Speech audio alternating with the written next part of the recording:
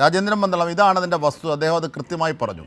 മാത്രമല്ല, ആ വടകര ബേപ്പൂർ മോഡൽ ഇപ്പോഴും ഉണ്ട് എന്നതിൻ്റെ തെളിവാണ് വി.ഡി. സതീശൻ്റെ പ്രതികരണം.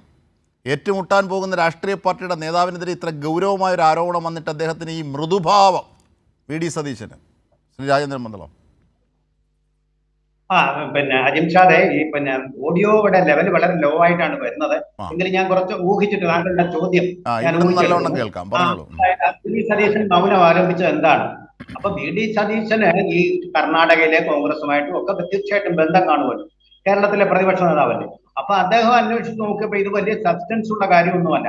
അല്ലെങ്കിൽ തീർച്ചയായിട്ടും എനിക്ക് തോന്നുന്നു, എനിക്കറിയില്ല, ഇവിടെ അഴിമതി നടന്നിട്ടുണ്ടെങ്കിൽ തീർച്ചയായിട്ടും രാജീവ്. ഞാൻ ഒരു സിമ്പിളായ കാര്യം ചോദിക്കുന്നു. ഇപ്പോ കെ അനിൽകുമാർ പറഞ്ഞ കാര്യം തന്നെയാണ്. അതായത് ഒറ്റ കാര്യം, ശ്രീ രാജേന്ദ്രൻ പന്തളം, നമ്മളിപ്പോ മത്സ്യകൃഷിക്കോ ഏതെങ്കിലും കൃഷി ആവശ്യത്തിനോ ഭൂമി പാട്ടത്തിനെടുത്താൽ അത് കുറച്ച് നാള് നമ്മൾ കൃഷി പർപ്പസിന് എടുത്തിട്ട് കൃഷി ചെയ്യാതിരിക്കുന്നു, അല്ലെങ്കിൽ ഇൻഡസ്ട്രിയൽ പർപ്പസിന് എടുത്തിട്ട് ഇൻഡസ്ട്രി ചെയ്യാതിരിക്കുന്നു.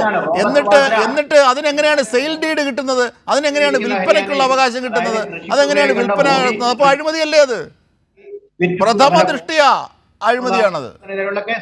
അതിനാണ് അദ്ദേഹത്തെ അറസ്റ്റ് ചെയ്ത് ഇപ്പൊ ജാമ്യത്തിലാണ് അദ്ദേഹം. ആ കേസ് നിലനിൽക്കുകയാണ്. തീർച്ചയായിട്ടും അങ്ങനെ ഒരു കേസ് രാജീവ് ചന്ദ്രശേഖർ അത് നടത്തിയിട്ടുണ്ടെങ്കിൽ എടുക്കണമെന്ന് 100% ഉറച്ച് അഭിപ്രായപ്പെടുന്ന ആളാണ് ഞാൻ. പാർട്ടിയോ മുഖമോ നോക്കാതെ നടപടിയെടുക്കണം. പക്ഷെ ഇതിനകത്ത് അത്ര സബ്സ്റ്റൻസ് ഉണ്ടോ എന്ന് എനിക്ക് സംശയം. കാരണം പ്രതികാരപൂർവ്വം BJP-ക്കെതിരെ നടപടിയെടുക്കുന്ന ഒരു ഗവൺമെന്റാണ് കർണാടക ഭരിക്കുന്നത്. ഒരു സംശയവുമില്ല. അവർ നടപടിയെടുക്കാത്തത് എന്തുകൊണ്ട്? അതോ നിങ്ങൾ പറയുന്നത് പോലെ എന്തെങ്കിലും ഒരു ഡീല് കോൺഗ്രസും BJP-യും തമ്മിലുണ്ടോ?